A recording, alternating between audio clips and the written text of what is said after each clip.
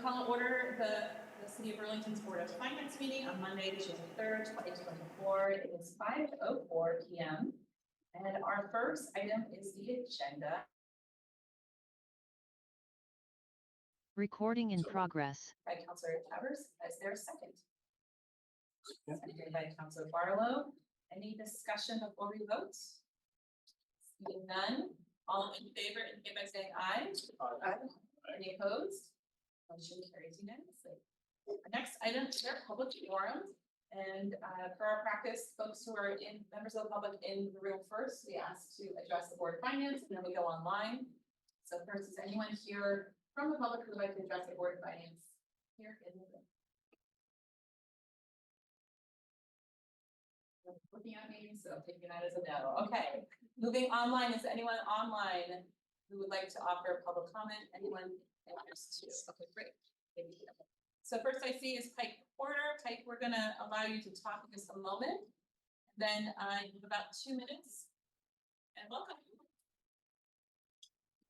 Hi, thanks for taking my comment. I sent city councilors an email earlier today, and I would ask that any rate increase for BED be conditioned first upon a real clear and detailed accounting of the McNeil finances, which lost close to $5 million last year and will probably lose as much in the next 6 years or so. There are cheaper, cleaner solutions for McNeil out there, and the details of its finances are obfuscated through, well, not clear reporting. And I just ask you to really take a real close look at the costs of what it costs to run McNeil. Thank you. Thank you, Pike. Next up, we have former Councilor Sharon Busher. Good evening, Sharon.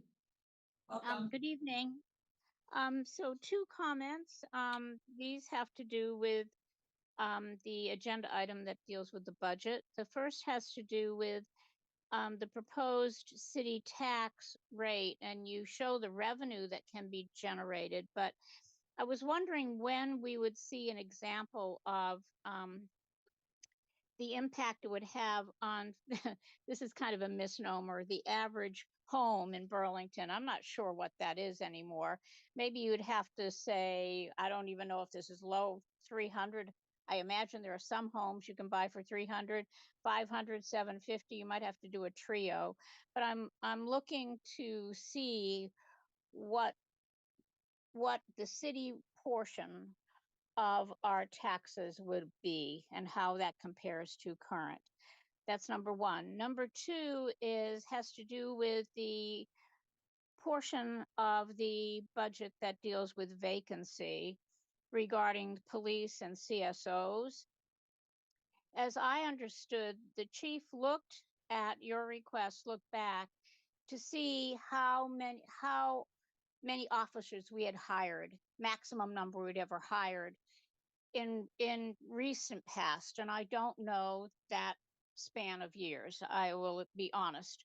But what was shared was that there had never been more than 10 officers hired per year, not even close to that number. That's number 1. CSOs have been at 8. Apparently, this is a stepping stone position, and so they haven't been able to fill all of those positions. So my understanding, if indeed this year is a once in a blue moon year, and we have the ability to hire more than 10, a budget adjustment would be considered for city council approval.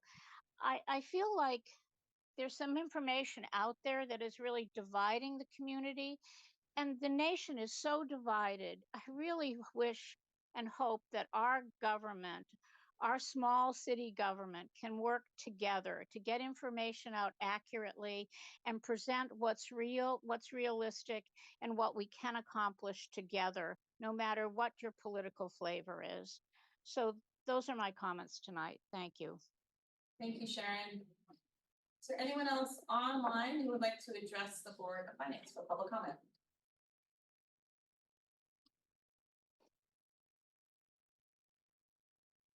Just have to raise your Zoom hand if you're interested. I'm not seeing anyone else interested.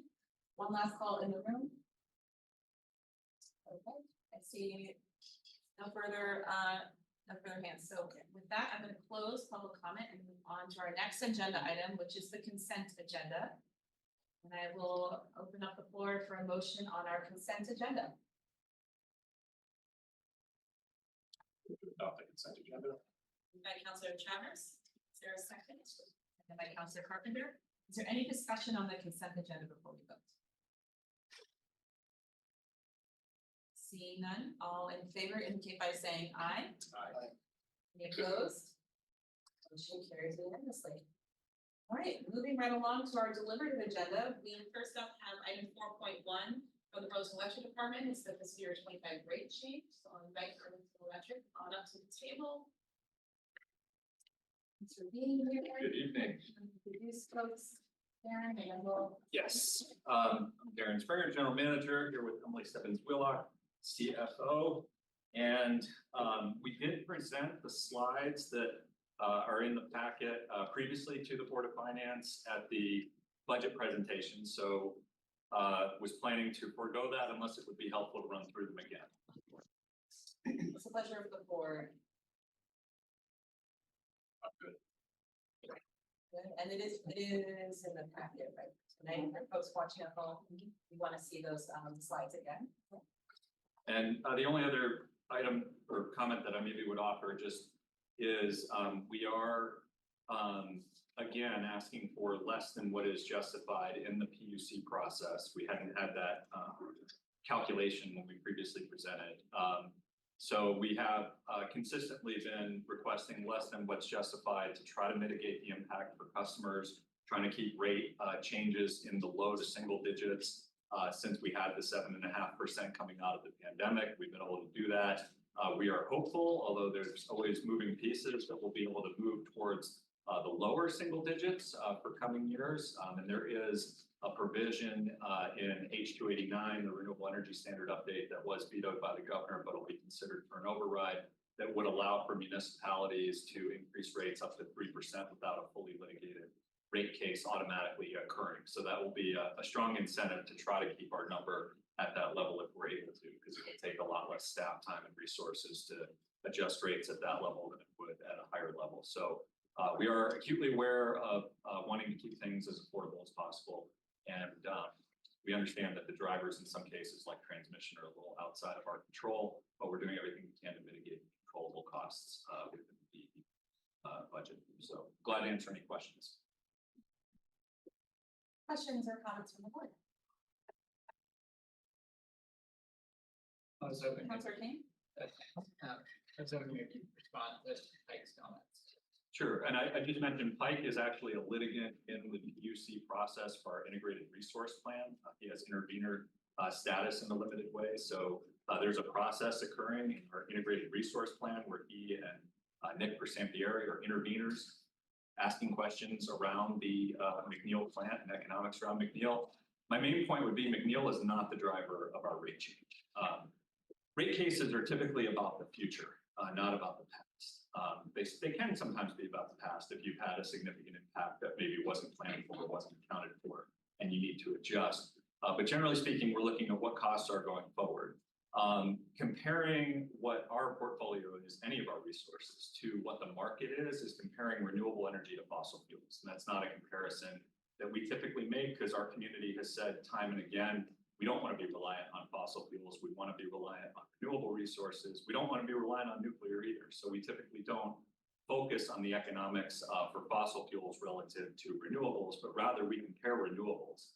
And the one thing I would say is, again, we're in the market for renewable energy frequently because we have contracts that expire. We have contracts for hydro, wind, other resources that expire. We've had an RFP and we're constantly seeking resources.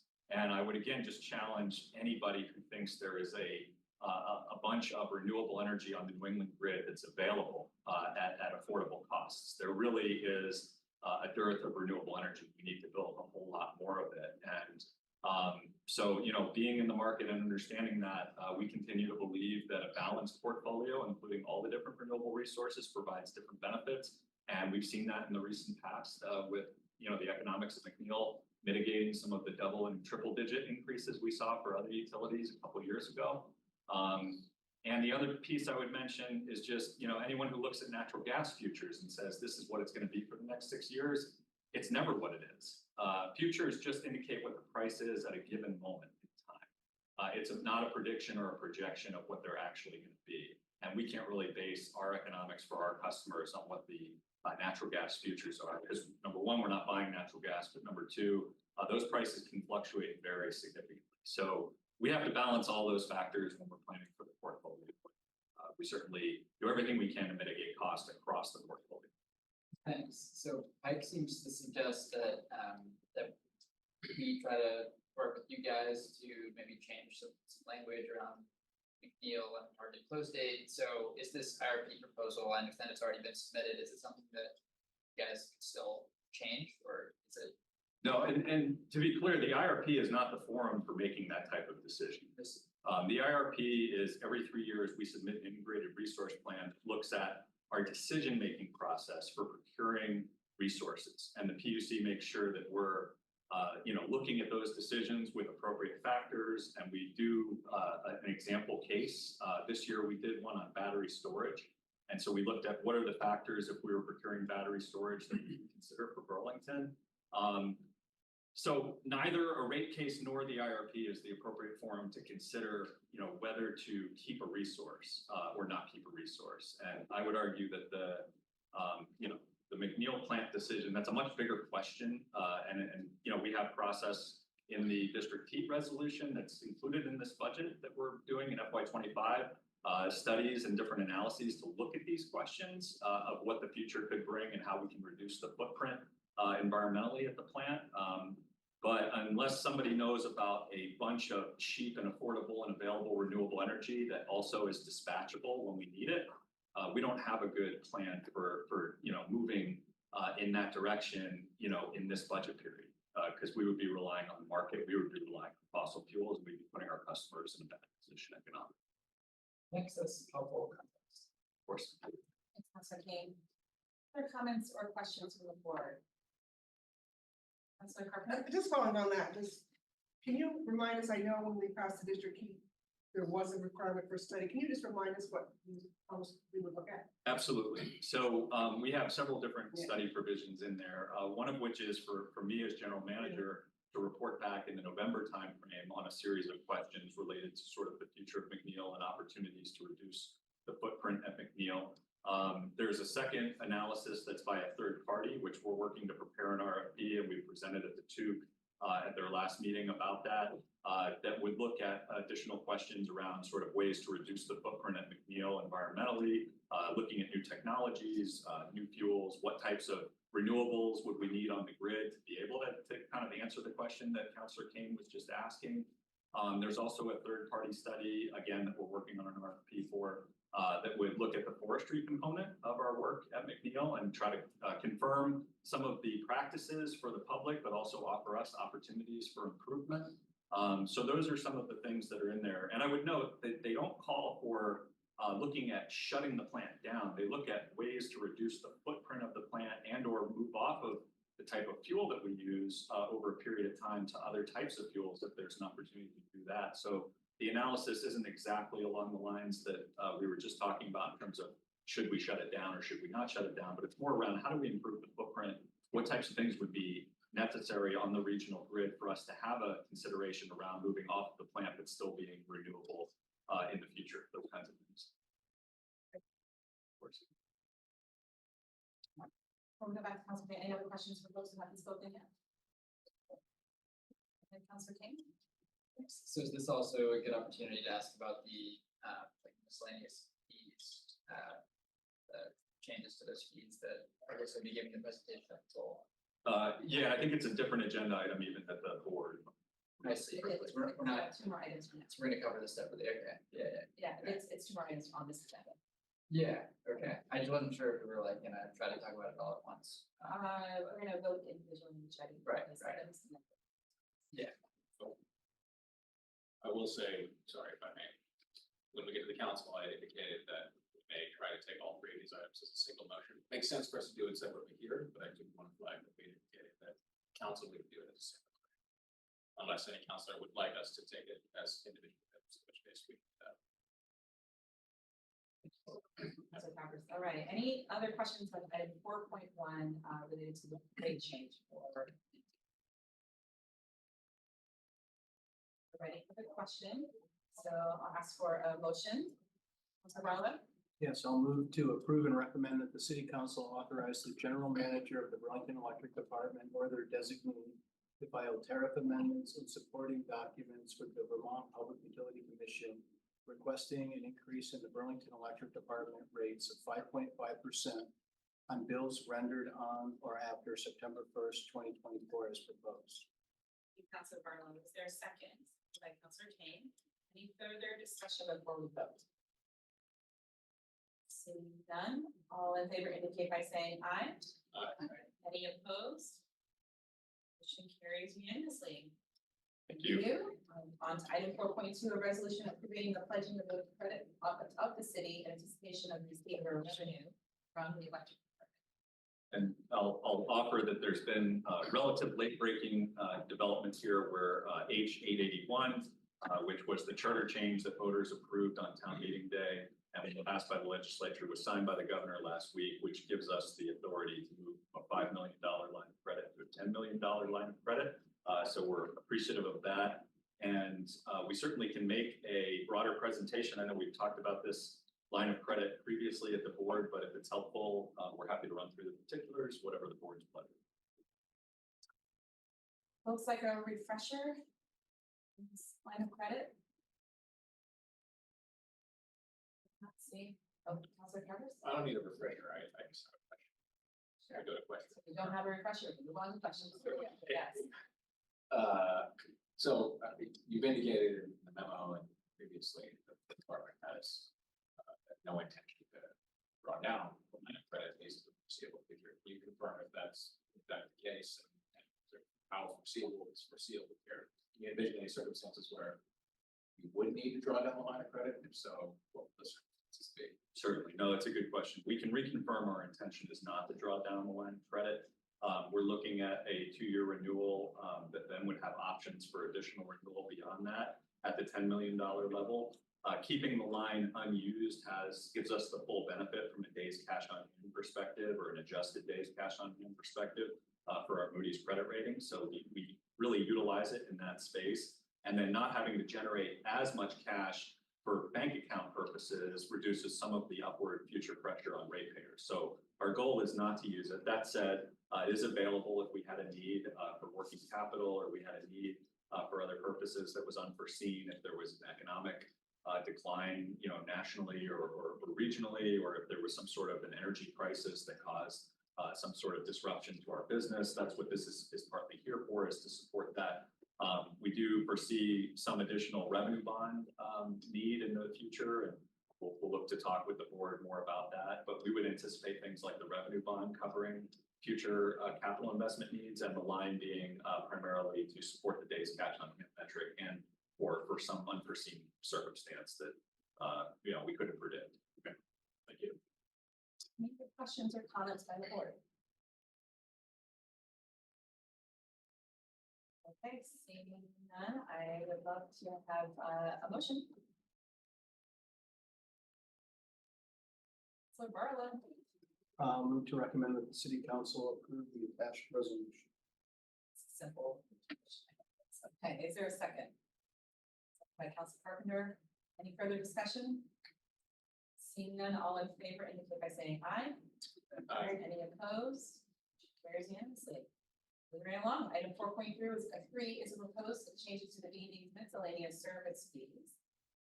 We do have a presentation that we'd be happy to walk through, given this is not an item that we've taken recently to the board or the council. And I think Emily's going to pull up some slides and walk through the process and the outcome that we had here. That's okay. That is great.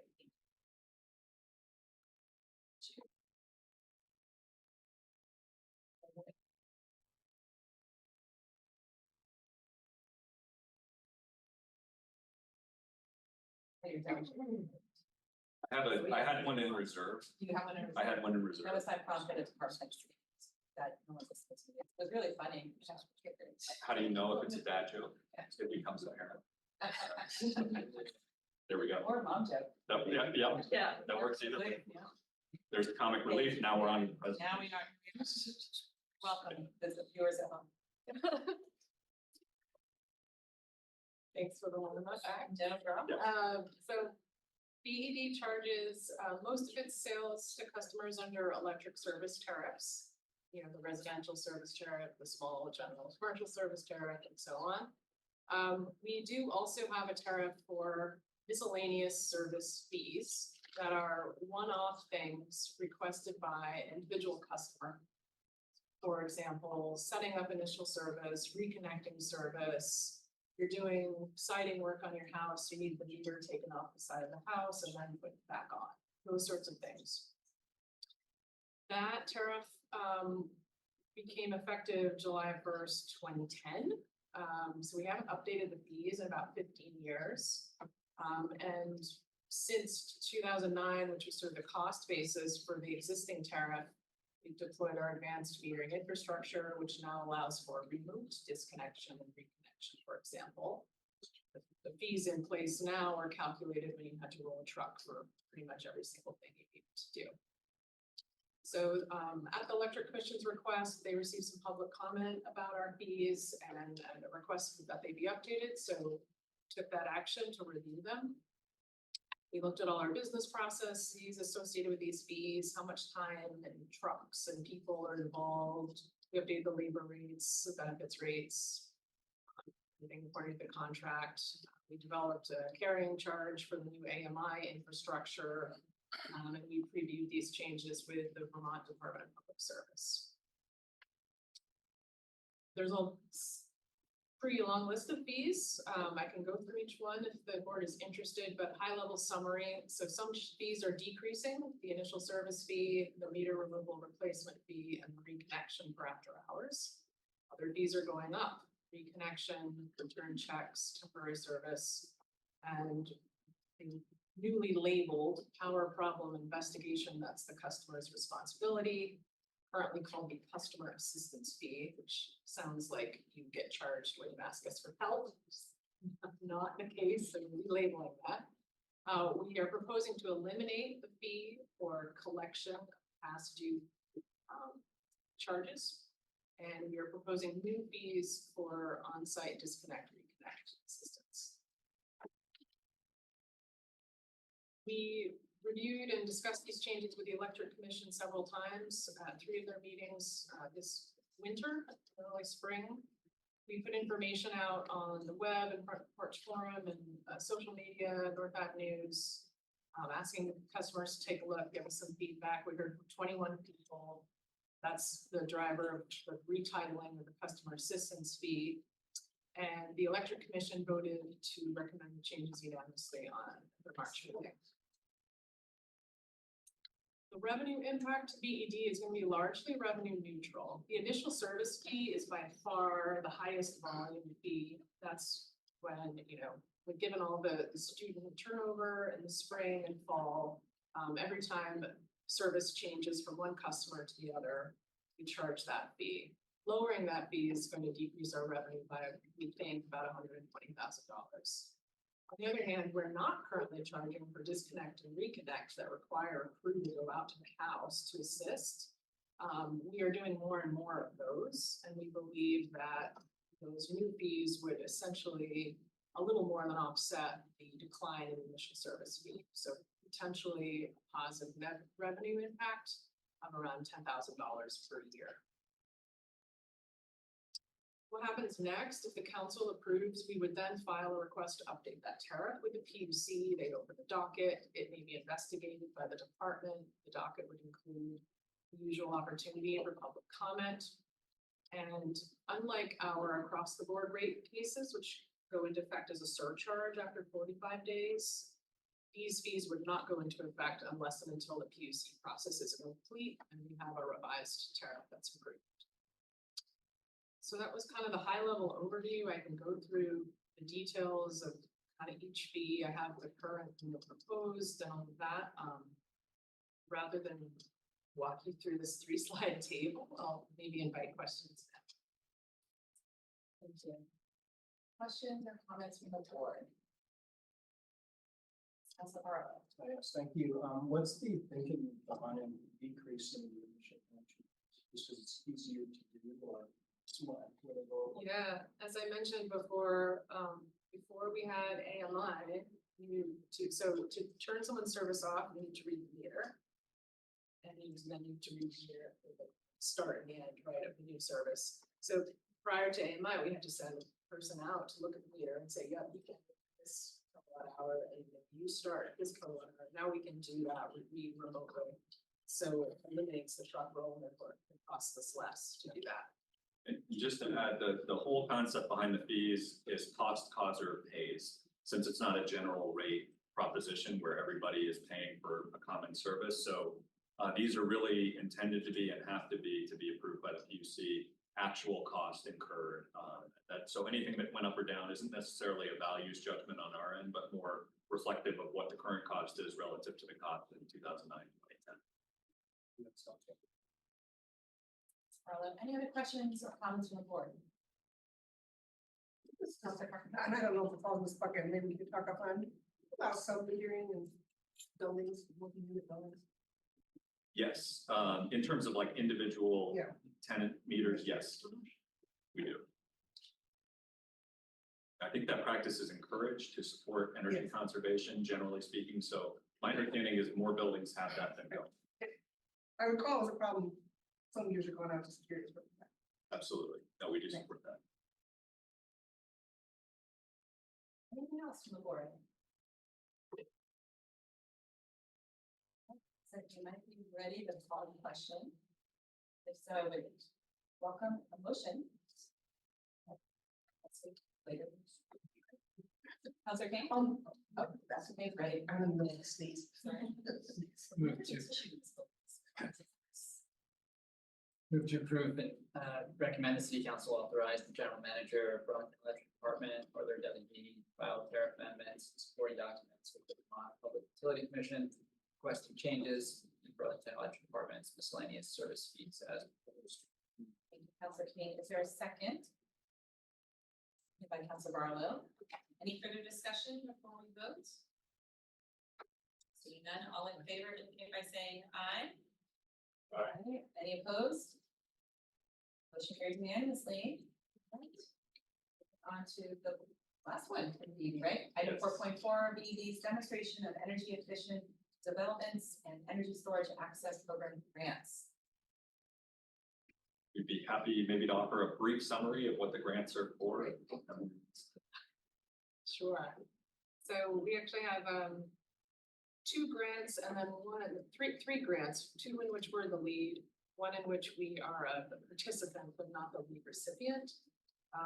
The first is a grant from the American Public Power Association to support new videos that will be translated into multiple languages around energy efficiency and electrification.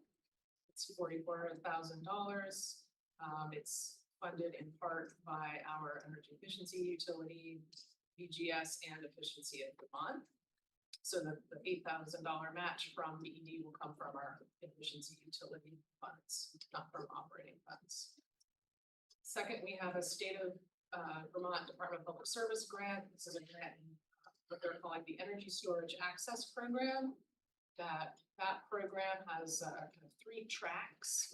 We, in collaboration with Washington Electric Cooperative and Vermont Public Power Authority, were successful in applying for grants in all 3 categories.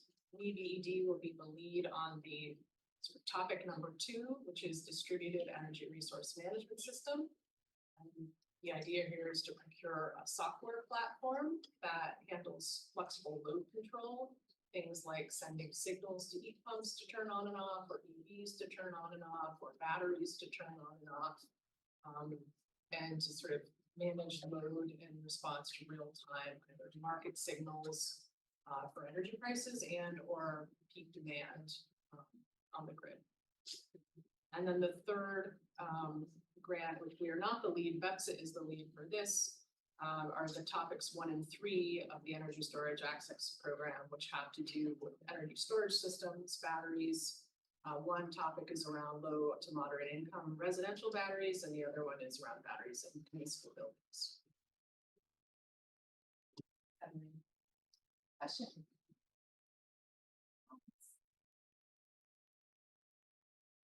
Everyone?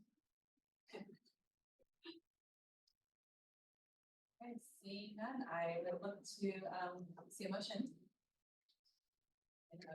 Your motion. Sorry, was that- Yeah. I was seeing if anyone's laughing at the jokes. It's always a solid. Councilor Travers.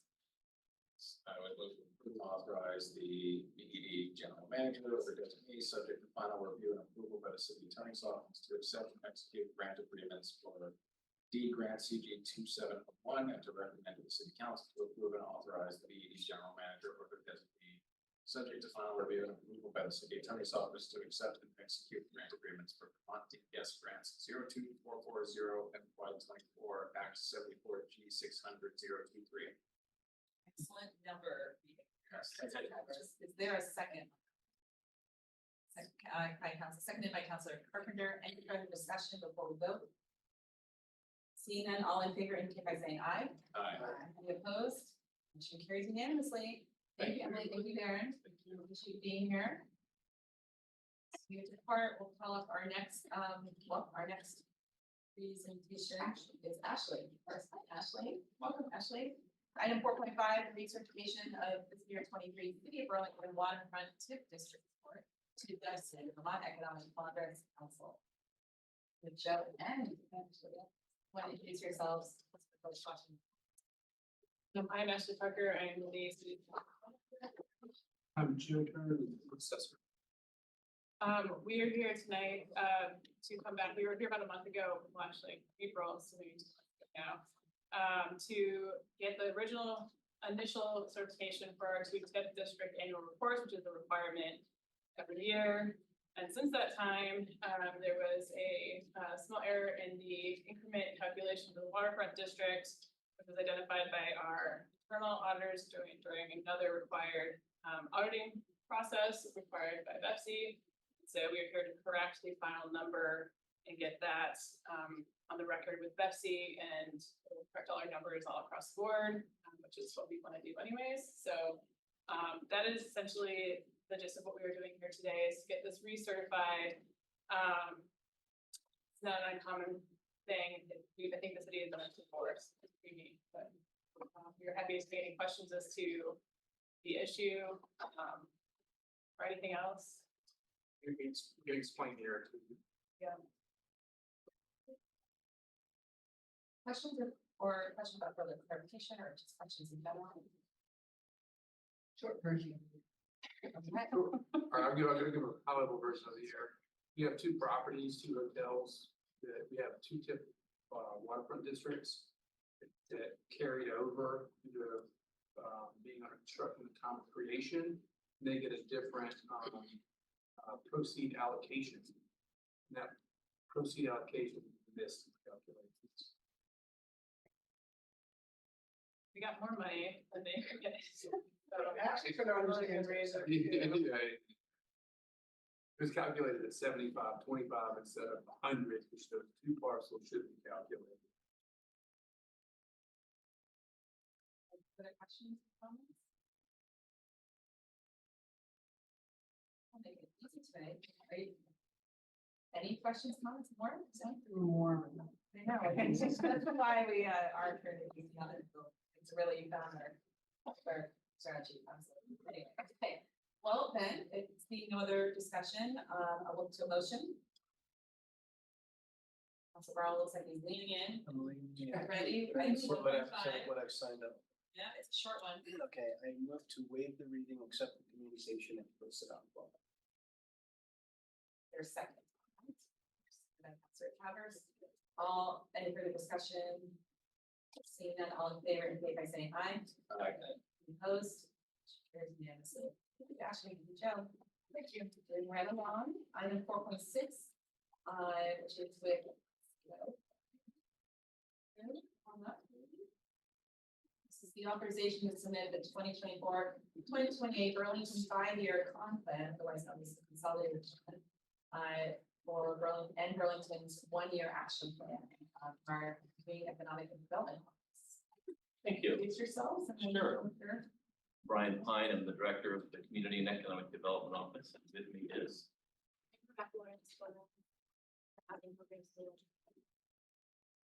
And I understand that this consolidated plan can be rather dense, and I'll try and cut through it as best I can. I think it's always worthwhile to spend just a couple minutes on the context and how these programs came to the city and how we implement them in Burlington. So the consolidated plan is primarily for deciding as a community how to allocate federal funds under for Burlington, under two primary programs that are block grants. So we get the money from the federal government and we are given a fair amount of leeway within some statutory and eligibility requirements of the federal government. The Community Development Block Grant and the Home Investment Partnership Program, which is called the Home Program. It's 50 years ago this year that the Community Development Block Grant, also known as CDBG, was launched. It was actually President Gerald Ford, and that was 1974. And Burlington became an entitlement community, which is what they call us when you get some of this money, in 1982. And a year later, CEDO was launched.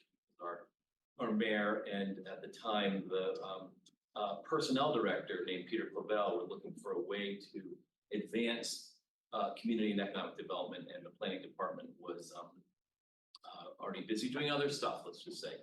And so CEDO was launched, and we immediately started allocating funds through a very community-driven process. The advisory committee, I was just a recent college graduate in 1986 and was on that advisory committee to recommend to the mayor and the city council how to allocate the money. So the way we allocate our money in Burlington is actually far more bottoms-up, grassroots, and participatory than most cities. In most cities, the mayor just has a list of, usually it's public infrastructure. That's where like 40% of CDBG funds go into infrastructure projects, and the mayor just decides where it goes. That's it. You hold a hearing and you tell people where it goes. That's the end of the day. We, at the time in '86, were getting about $1 million, and if you adjust for inflation today, that would be a little over $3 million. We're actually, for CDBG, we are getting about $740,000. So it has plummeted in its value to Burlington. Well, the impact and value is still great, but the dollars available far dwarf the need. The needs are massive compared to the dollars available. Funding housing, public infrastructure, public services, economic development, and planning and admin. It used to fund a large chunk of CEDO itself. Now it's a very, very small piece of CEDO is funded that way. So I just want to give you that context. In the whole program came out of the Cranston-Gonzalez National Affordable Housing Act of 1980. We're one of 637 participating jurisdictions, so we get that money as a block grant. We became a PJ, we like to say, in 2004. That time we were 735,000. If you adjust them for inflation, it'd be about 1.7 million today. We're getting about 350. Okay, so we are way down in value. Just to give some context, that's what we're challenged with in Burlington. On the housing side, we've upped our housing trust fund revenue significantly, but it's still a far cry from what the needs are. And talk about needs, Rebecca has led a needs assessment process that is one that every community should try and emulate. It is a thorough, incredible needs assessment process. So I'll give you a chance to run through some of what we found in this process. Thanks, Brian. We'll do a short presentation. We actually have the same slides for the city council pretty soon, so that's pretty comfortable for folks. Let me just see if I can successfully screen share with you all. Catherine just needs to make you look. Catherine did. She did already. Okay, great. Yeah. Can't put it on there now. It's filling me now. All right. So, okay. So just an overview. Brian did a pretty thorough introduction around the funding, highlighting that it does come through the U.S. Department of Housing and Urban Development and HUD. The period we're looking at is July 1st of 2024 through 2029.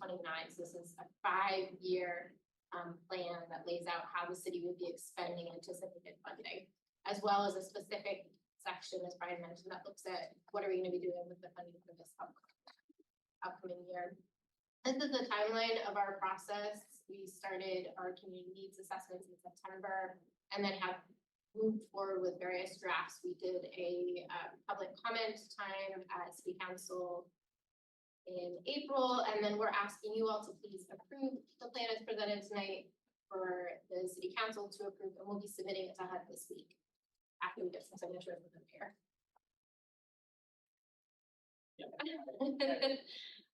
Here's what we have identified as priority needs, and these needs again have been identified through our outreach and communication process with the community that we'll look at and talk a little bit more extensively later. The needs that were identified were affordable housing, addressing the homelessness that we're experiencing in our city, community services and safety, and looking at those as a combined effort, knowing what is most effective. We're looking to support economic development, public facilities and infrastructure improvements, and then finally planning and administration, which is the funding that we bring in-house to cover staff expenses. This is the Community Development Block Grant Development Awards, and our coworker Christine is available online if anyone does have more extensive questions about these funding sources and how they're being utilized. You can see these are the awards that were identified by the Community Development Block Grant Advisory Group, and we're requesting approval for these expenditures. These are projects, so infrastructure improvements, things such as that.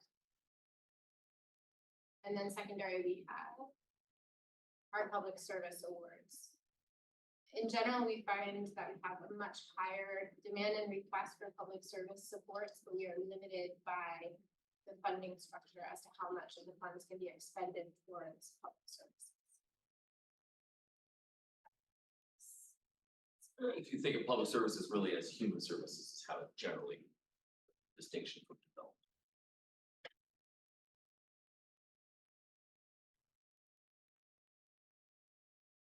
This is an overview of our 2024 funding. As Brian mentioned, over time, the funding from HUD has grown extra strong when you take into consideration inflation. You will see that we do have some cost savings in our grants, especially in the home investment partnership funding. And what that means is it allows us to invest or commit a higher amount of money and it's making a project more realistic, even if we can't to commit annually. So for example, you can see we have about 1.4 million, and that will be going towards a couple of larger projects in the city for multi-unit affordable housing. And then within the community development block grant, so the numbers on the top, we did have some carry forward savings from last year, and again, those will be expended on projects in the city. So we do have an allowance to carry forward funds, and we do our best to meet community needs in ways that are reasonable while expending what makes sense. Yeah.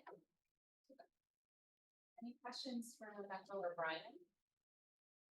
That's a perfect. This is actually an editorial comment, which is having spent 20 years on the state CDBG board, this is one of the most annoying sources of funding that I've ever had to deal with. And I can't believe they still make you do that kind of thing. So thank you. It's called consolidate because it used to be 4 different plans we had to do back in the day. And they said, no, just do one of them. So it's a break. That's a Brian? Can you speak a little bit about how much flexibility there is in a 5-year consolidate? I'm assuming the action plan is sort of our first year of that plan. And so we know we have a lot of sort of emergent issues around houselessness and other things. And we have a lot of flexibility within that 5-year plan to execute as we get further into whatever innovation we might come up with as a city. Home is more flexible for housing than CDBG is for other. And I would note that HUD and federal government has a concept of maintenance of effort. So for instance, the city funds with its own dollars, things like code enforcement. Even though code enforcement is eligible for CDBG funds, we couldn't then take CDBG and put it in where we were funding it previously. So they expect you to maintain effort locally. You can't use to backfill or supplant local dollars. That's one thing that's really important. So That's key. Flexibility, I think we've created a plan through our comp plan that is high level needs and it really prioritizes where those resources will go. But we generally, you know, as opposed to other cities, we don't dictate what projects get funded per se. We wait for them to come to us. So we're really soliciting from the community, what are those needs, those projects that will have the most impact. So I think that is, again, that's not true of every municipality. Many cities, City Hall dictates exactly what it gets spent on. So that's, Again, so I guess my question is if there's something we haven't thought of yet that would fit within the sort of the constraints of the funding sources. You know, we could still add that. You can amend Absolutely. your plan as we go. absolutely, because this year, you saw that allocation, that's this year already, going forward. Yeah, absolutely. Councilor Barlow, other questions or comments?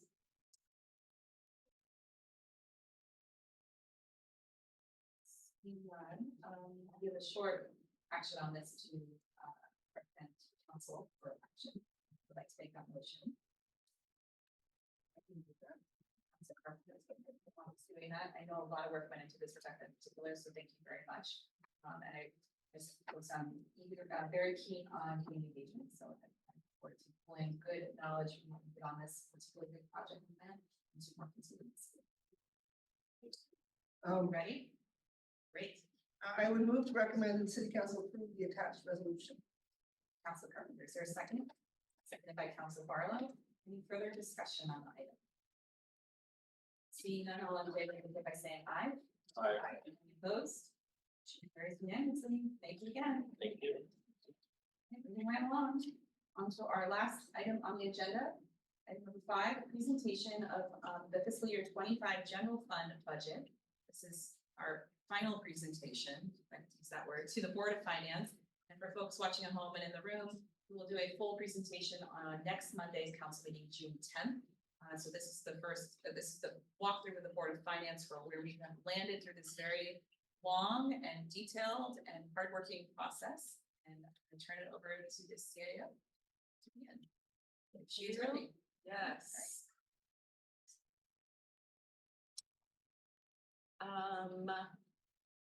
All right, we have had lots of discussions about the budget. And so this one won't need to be too long. We can have lots of time for questions. We have spoken at every one of these discussions about our principles, so I won't go through them all again here, but they are here for anyone who might have missed them. Here is where we have landed for now with our general fund. The proposed budget is just under $108 million, and you can see here how that compares over the past couple of years in terms of an increase. It is slightly less than we have seen over the past few years.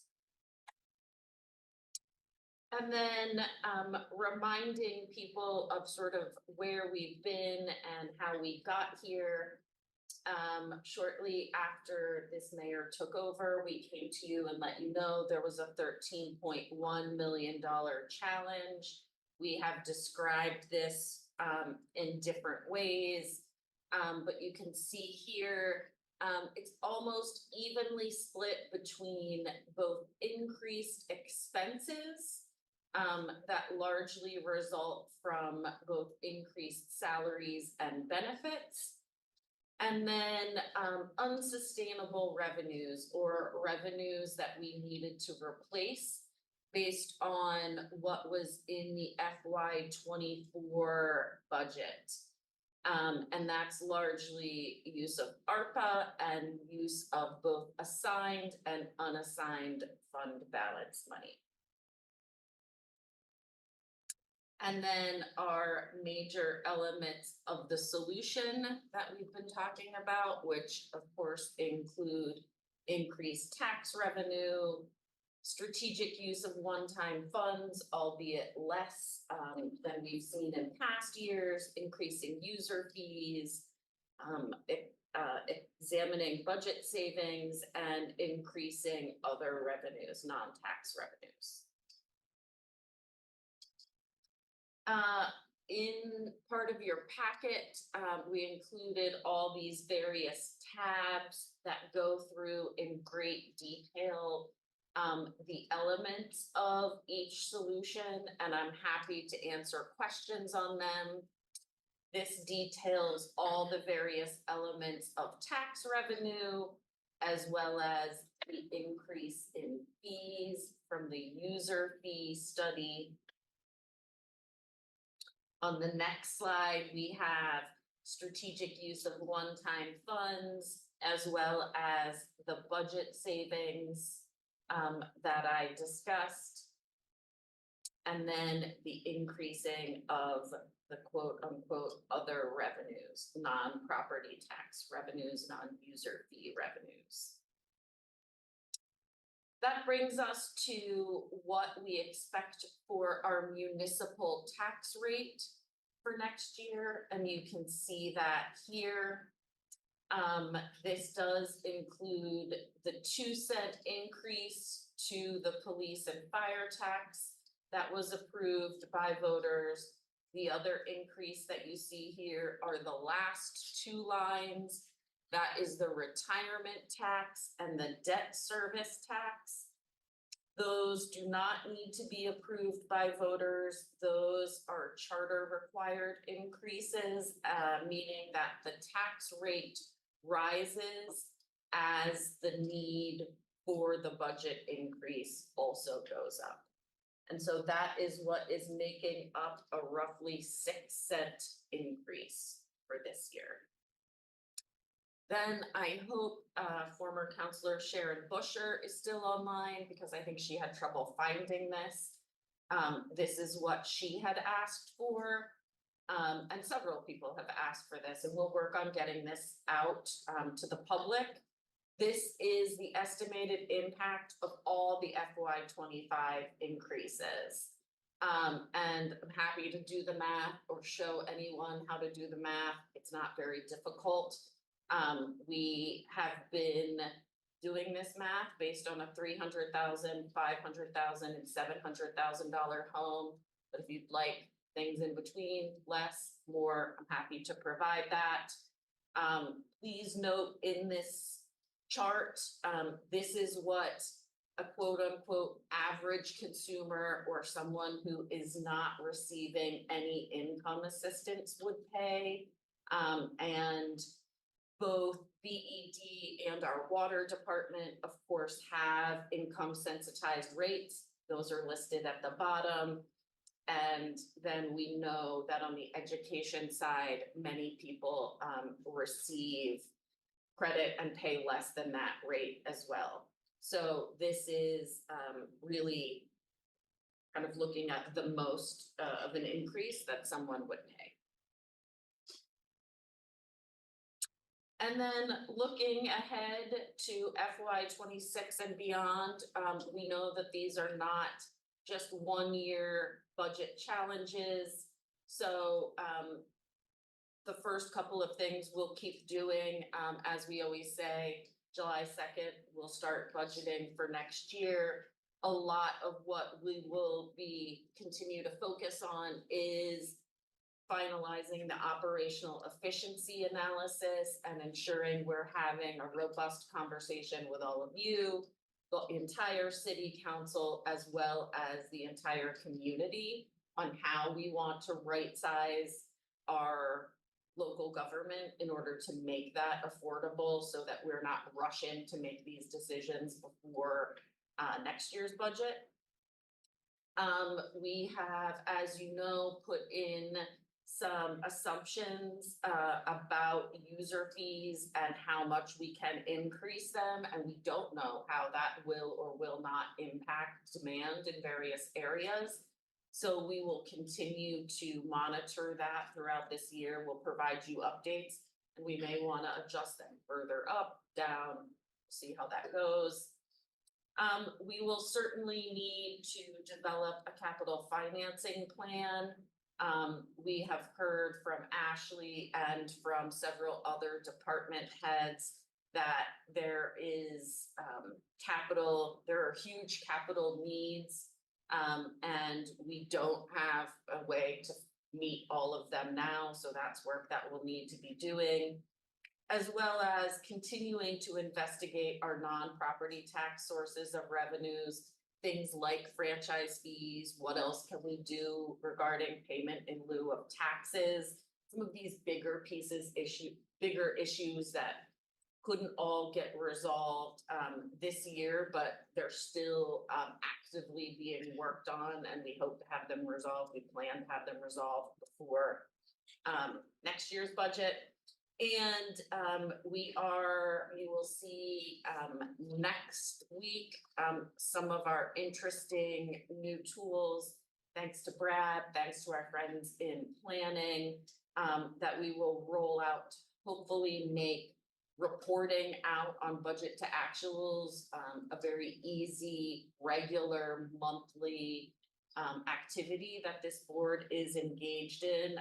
And we know that will be very important as we're working on what's a tight budget this year. And with that, we are happy to answer any questions and engage in discussion. Got about half an hour. Thank you, Catherine. Questions from the board? Two questions on revenue side. One is you have 690,000 in these pilots. Is that just by virtue of value, or is that something more than that? Yes, that is something more than that. That comes from several different places. And I'm pulling up my notes so that I can get it all right. There was $400,000 that is an increase over last year for water, wastewater, and stormwater. And that wasn't included in the first round of the budget because of the horribly complicated way that pilots are calculated using fixed assets. And it requires a lot of time from both Megan Moyer and someone in my office. And so through this whole budget process, I've been using last year's numbers, and it turns out they owe us 400,000 more of pilot, which was great, but that's where 400,000 of that comes from. And there is additional money, and I'm gonna need to find out where the rest of that is, but only, oh yes, thank you. You do pay attention. The other was a similar issue. We always budget very conservatively with the state because we don't know what they're gonna send to us. And so for several years, you could go back and see that we had been budgeting $800,000 a year. But consistently over the past 3 years, that payment has come in at $1 million. So I went back and talked to my staff and said, I think it's too conservative to keep budgeting this at 800,000. They're not gonna go and pay us less. So then we took that budget up to $1 million. So then that's another 200,000.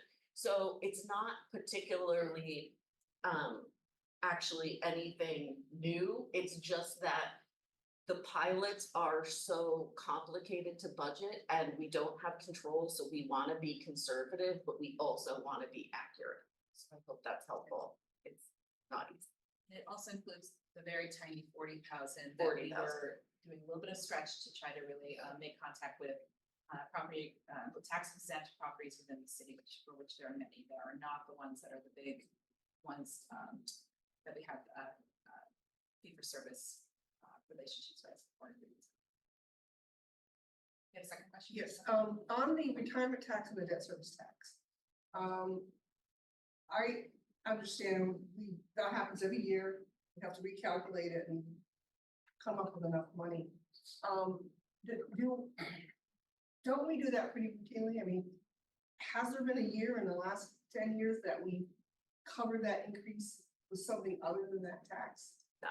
So that's just standard operating procedure. Yes. and we have basically no control over that in the sense of the retirement fund money, I'm sure is calculated by somebody, an Yes. actuary, and then the debt service is the debt service. That's correct.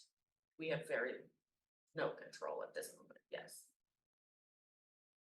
Yes, Carpenter, Council Barlow? I just want to follow up on Councilor Carpenter's question. So for retirement and debt service, even though they're part of the general fund discussion, they're restricted to that revenue is restricted to expenses associated with those.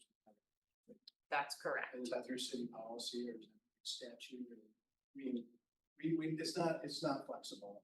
It is not flexible, where it says in the charter that we can use tax revenue for this, it also, restricts us to using it only for these purposes. Their question, Council Carlos? I have a couple items that I hope are relatively quick questions, and then I may have some follow-ups after that. First is to follow up on an email that Councilor Carpenter had sent earlier today, and that's with respect to sort of public safety, community safety needs at the library in particular. I personally am supportive of what the mayor has proposed in terms of providing the library with additional resources for them to increase the public safety presence that's there. Councilor Carpenter had, I think, in a good way raised whether or not there's any opportunity for us to open up resources for the library to begin that staffing process actually prior to FY 25.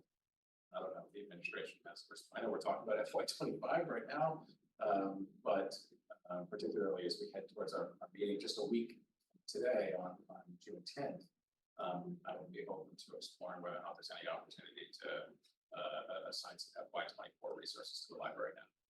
Thank you, Council Chambers. I've asked our department head for the library, Mary Dinko, and I think I wasn't really clear on my question I got to her, just to see how we could adapt and see what we could maybe move a little sooner into this fiscal year. So I have to get back to you technically, but just to remind folks, the proposal from the library was to have it was $150,000. 75,000 of that was proposed by the library to be put towards a social worker, and they've already been engaged with the Howard Center to try to line things up. I'm not sure what the process for hiring would be, but for the other remaining balance in that was about $75,000 for extra security, for which they already have contracts under. So I just need to get back to her to say what is the timeline for setting the contract terms to make sure there's more shifts, et cetera, just to see if that's something that can be done sooner rather than later. The current security provider is Chocolate Thunder, and of course they have had capacity issues, I know, in other places to be able to expand their ability. So I just don't want to overpromise that things can change. I know that we can really tax in terms of their ability to fulfill existing contracts that they have. So I will get back to you and see what is possible. Great. Like this. Okay. Thanks for the question.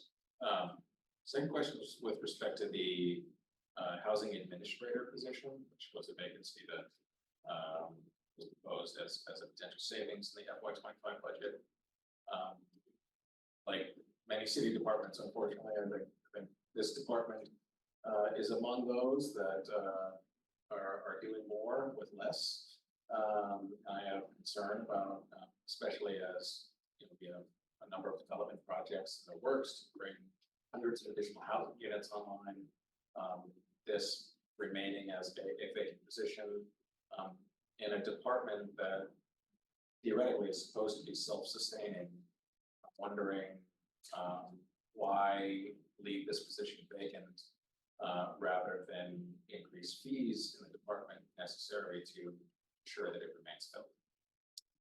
We're in our conversations with Bill Ward in that department. I mean, all the department heads received the same request from my office 5 or 6 weeks ago at this point to just look at where we, at this moment in time, haven't had vacancies open and what can we hold open. So I think y'all noticed that just for folks who are watching at home, we're not reducing the size of staff, we're holding vacancies open. So this position still exists, it's just not being filled at this point. This is what permitting inspection could offer to help us collectively fill this gap. We did talk about additional fees in that office and trying to go back, my memory banks here. We are increasing the vacant building fee.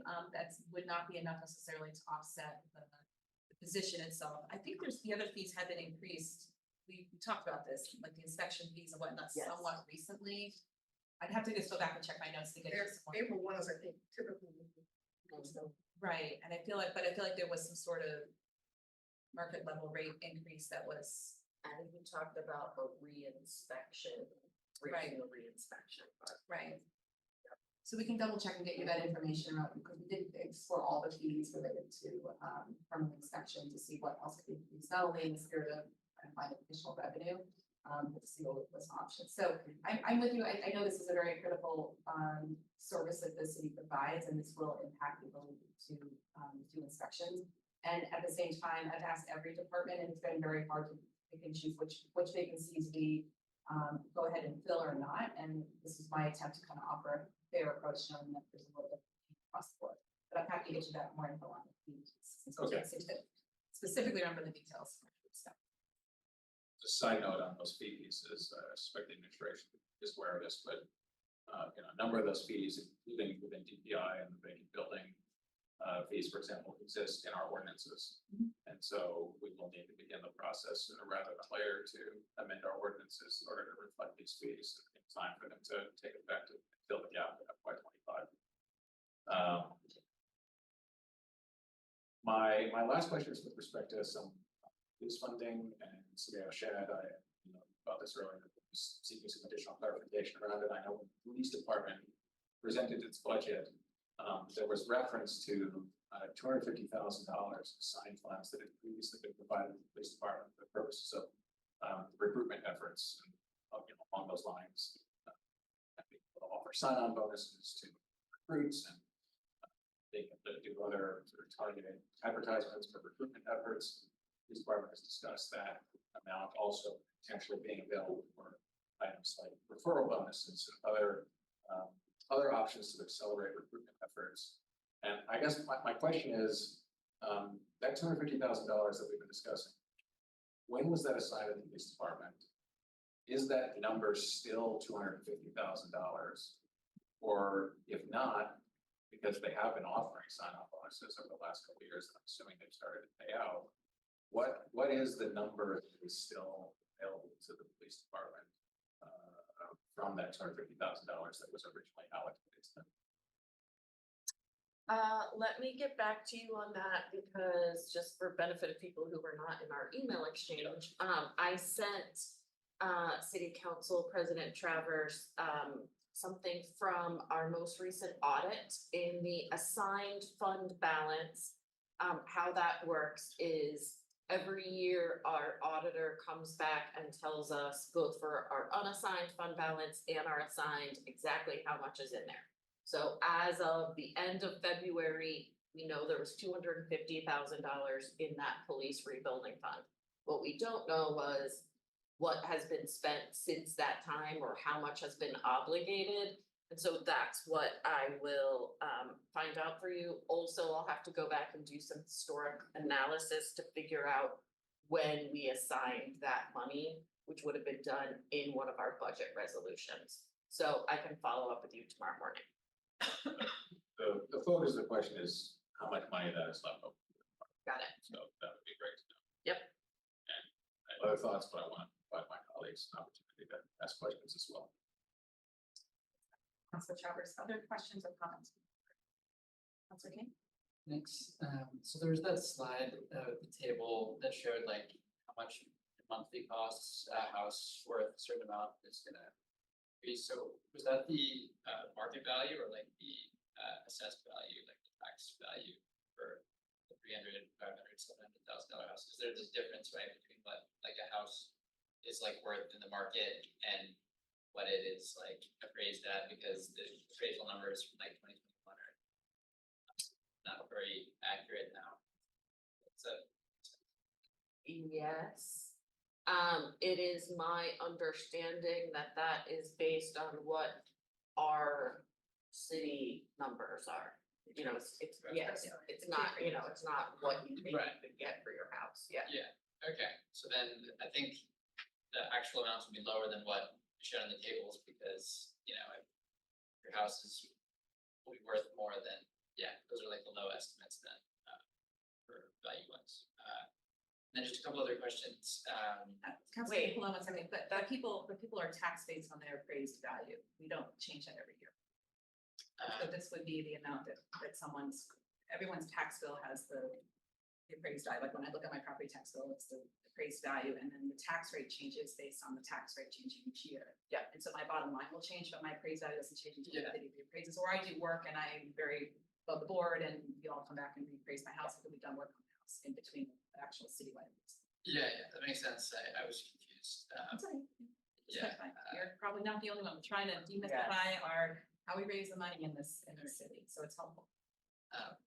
Another question is just like looking forward, is there, are there projections for like where this, you know, if we sign up on this budget, it leaves us in terms of one-time funds that are projected to be available next year, or like the unassigned fund balance, like if everything goes smoothly, with this budget? Yes, we did not bring them up here, but I did have them in a previous presentation, so thank you. We will have committed all of the ARPA funds, and we will not have touched any of the unassigned fund balance, so that will still be at about $6.5 million, or just over 8% of our operating expenditures. And our policy says that we should have between 5 and 15% in that reserve. Targeting 10% will be just over 8%. We have a lot of work to do still on one-time funds, not only with the funds that we've reallocated for the purposes of fiscal year 25, but we have built this parts of the city with ongoing needs with one-time funds that are still funded under the baseline budget, but we're gonna have to look deeper. This is why the operation efficiency study is gonna be really important, why we need to really truly take the full year to really do good process to understand where we can be more efficient, what services are we prioritizing and why, and so that we're not doing this all in a concentrated budgeting process with not a lot of time to really engage and make, I think, thoughtful decisions on what might impact staff at the end of the day and services. Yeah, it seems like we'll end up in a better place probably as a result of implementing things from the operational efficiency study, franchise fees are referenced in a slide. And I know there's other like low-hanging fruit as well, so I am feeling good about like where this budget will leave us this year. Any other comments or questions from the board? Mr. Carpenter and then Barlow. So we've heard this from some of us, and we still have some concerns about the budget item for public safety personnel, CSOs, and sworn officers. And in addition, what we need to do to more robustly recruit. But I guess my ask is if you could think about presenting to us, I'm just going to refer to it as a cash flow budget, which is to say, I think you projected an additional 7 officers, is that accurate? The goal is 10 higher for the upcoming fiscal year based on what the police department provided. And we had this back and forth discussion about, could we do a budget amendment? And which you have supported. To me, that's a cash flow issue. So I guess I would just be curious, if our goal is to really add 20 sworn officers, but we do totally know that's not realistic, but let's say our public goal is to fully support the CSLs and fully support sworn officers at 13, and I'm sort of picking numbers here. Can you show me on a cash flow basis? Because I'm concerned our messaging is not accurately portraying where we're trying to go, which our goal is to get at least 8 CSOs, and our goal is to get, I'm just throwing out 13 for a number. So the question in the budget discussion is, what number do you put in there? And you can put in, 7 FTEs day one, understanding they're not going to hire them, or you could say I'm going to hire 3 this month and 3 in the second quarter and 3 in the fourth quarter. And so I just like to have a look at that because I think you're asking for more like the hiring timeline. There's of course the cash flow impact as well, but there is, as you well know, there's like the police academy and the number of weeks that officers in training go through, and then their field training before they're actually a fully Understood, independent yes. officer, and the police department certainly has walked us through this a few different times about that, and I think that is important for public knowledge is on when we see new officers, assuming that we are getting applicants we need, but like the cash flow part too does change mean, throughout the year. The number in the budget is gonna be X. Yep. And it's not really 10 sworn officers starting day one, it's then, and again, I think it's just understanding that that number may be different than a goal, and part and parcel to that may be, you know, what incentives should we out of this current year's budget offer to speed that up in any fashion. And also to just the budget item, I'm not trying to remember when we talked with Shannon, we had this conversation, but you can't hire them all.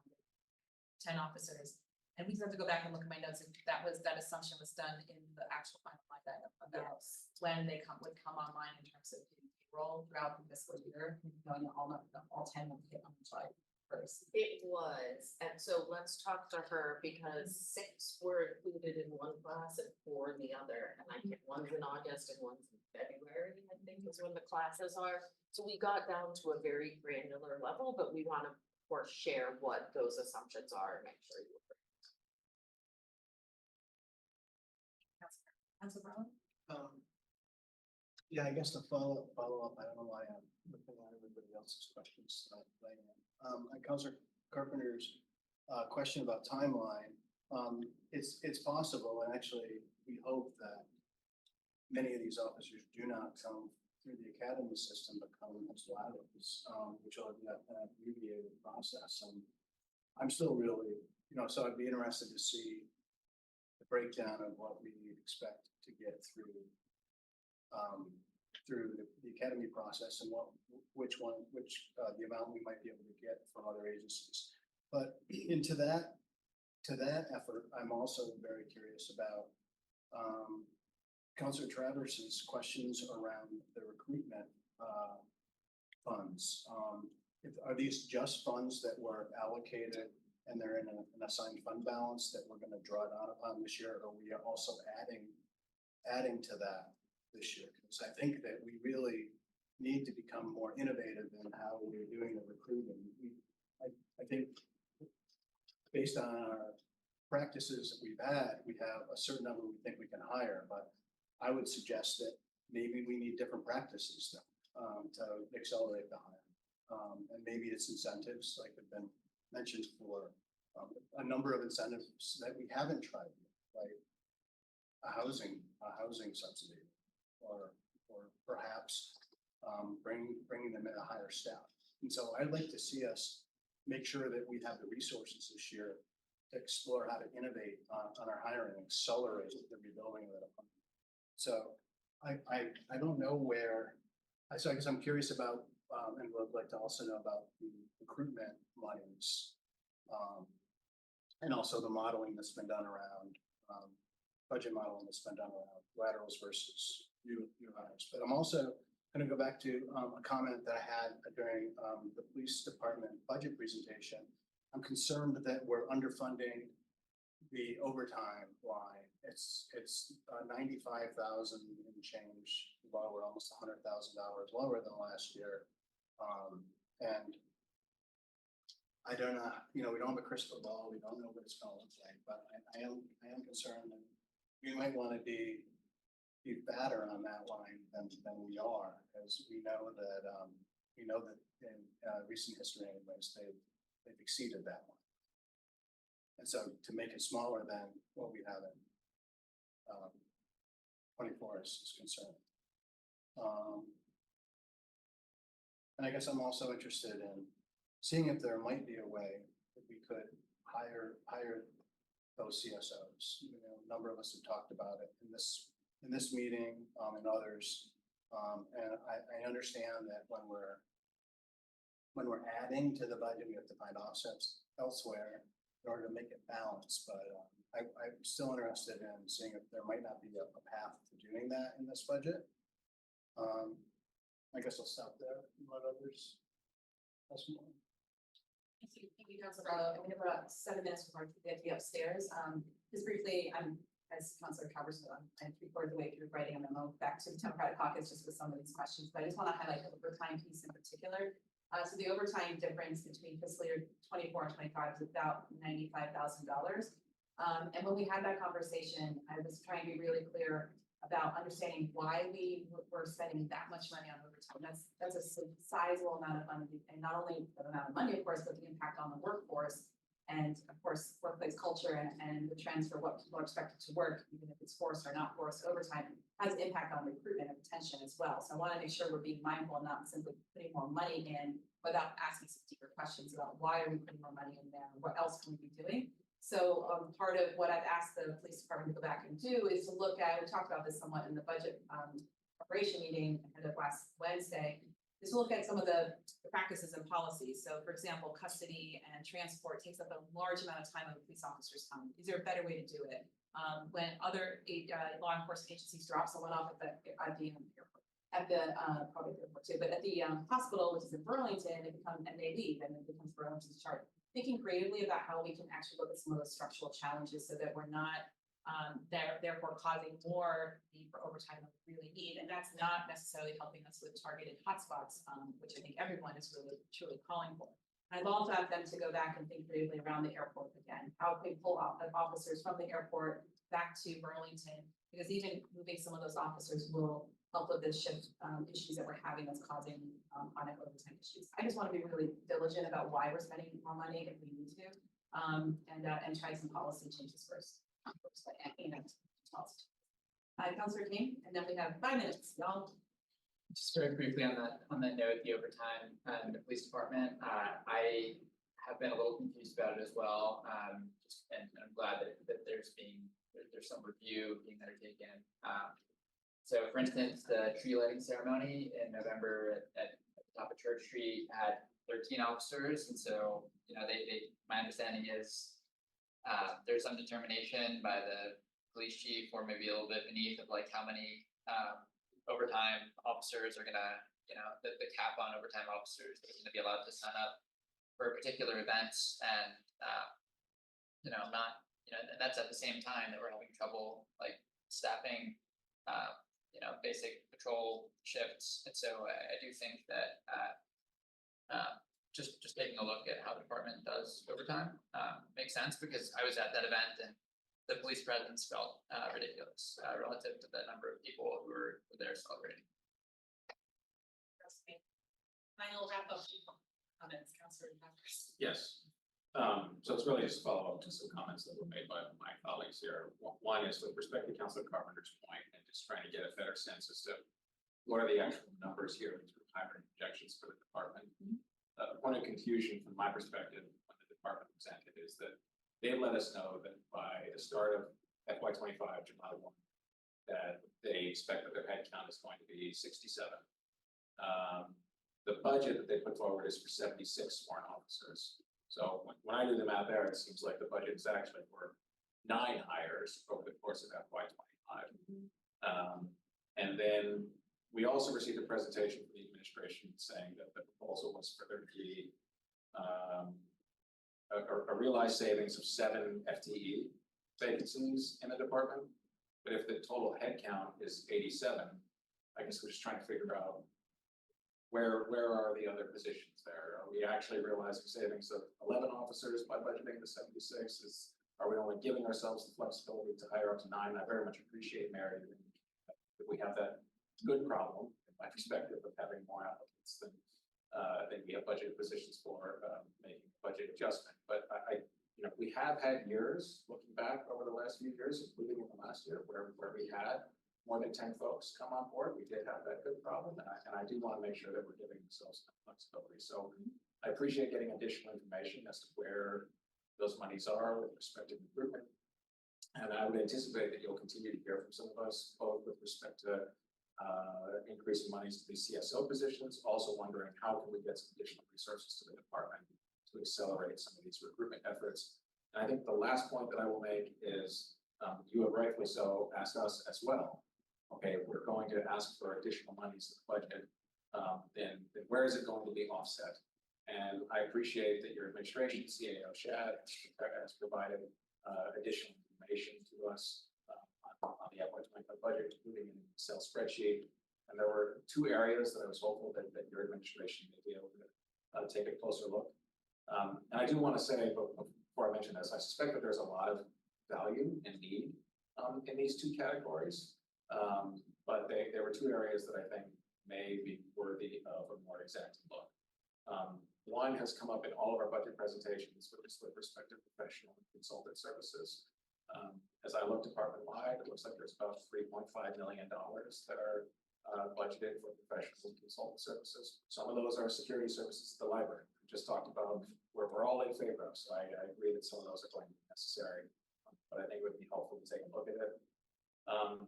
The other is that I think there's about $475,000 in travel and training expenses that are budgeted. Again, I expect a lot of that is of need and of benefit to staff, but private sector, for example, when belt tightening needs to happen, this is often one of the first things that companies will look at is their travel and training budget. It would be appreciated if the administration could take a look at that one across the departments as well. All right, y'all, we have 1 minute. Burning thoughts that one would like to share before. Burlow. Since we have the time for it. Oh, sure. I had a question about the memo that you issued last week. There was a suggestion that some money would come from the opioid settlement monies, specifically for the CRT program. Is that money we have now or money that we have to? Yes. It is on its way. Brad can actually address that. He's doing a deep mind. Yeah. Dive in. There's many different moving parts with many different lawsuits involved individually, so. Yeah, so the latest round of settlements were agreed to, and I got confirmation from the Assistant Attorney General who's been working on this last week that the initial year one payments, most of these companies are paying over multiple years, will begin in the summer, will be paid directly to Burlington, which is a subdivision in that contract, so the money should arrive at some point this summer. She's optimistic it could be within 30 days. Excellent. And then within those monies, if they're sufficient, we may also offset some of the general funds been allocated to other items in the memo that could be eligible for opioid settlement. Correct. Okay, excellent. Keep it on that happy note. I need money. Okay. Seeing no other items, I adjourn the meeting at 6:31 p.m. Thank you all.